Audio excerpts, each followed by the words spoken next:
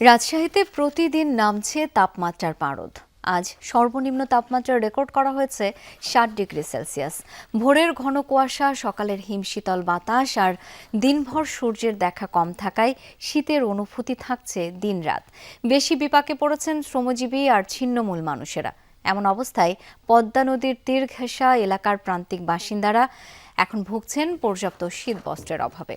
রাজশাহী আবহাওয়া অফিস বলছে, জানুয়ারির মাঝামাঝি পর্যন্ত রাজশাহী জুড়ে থাকবে শীতের এমন দাপট। রেইনবো অলরাউন্ডার এক্সটেরিয়র পেইন্ট বাড়ির বাহিরের দেয়ালের সুরক্ষা নিয়ে থাকুন নিশ্চিন্ত। সাথে পাচ্ছেন 10 বছরের ওয়ারেন্টি।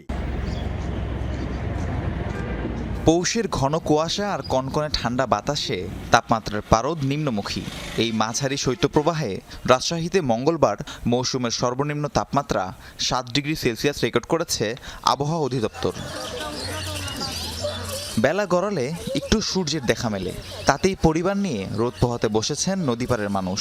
হিমেল বাতাস আর হাড় কাঁপানো শীত নিদারুণ ভোগান্তিতে ফেলেছে তাদের। খুবই ঠান্ডা, এখানে রোদ ছিল না, আপনার সকাল থেকে রোদ ছিল না, খুবই কুয়াশার ভাব ছিল। বাড়িতে অনেক শীত, রোদ নাই, তার জন্য গোসল পানি করে একটু এখানে ছেলেপেলে নিয়ে রোদে আছি। মৌসুমের সর্বনিম্ন তাপমাত্রায় ঠান্ডায় কষ্টে দিন কাটছে সবার। শহরে মানুষের চলাচল কমায় উপার্জন কমেছে অটোরিকশার চালকদের। লোকজন যায় হে কাছে, কিন্তু গাড়ি ঘোড়া কম চলছে শীতের লেগে ধরে। এই শীতে বের হওয়াই যায় না, একটু রৌদ্র উঠেছে বলে আজকে আমি বের হয়েছি, তাছাড়া এটা সম্ভবই ছিল না। নদীর ধারে বসেছিলাম রৌদ্রে। শীতার্তরা বলছেন, জেলা প্রশাসনের উদ্যোগে রাজশাহীর 9টি উপজেলা ও নদী তীরের বাসিন্দাদের মাঝে গরম কাপড় বিতরণ করা হলেও তা চাহিদার তুলনায় খুবই অপ্রতুল।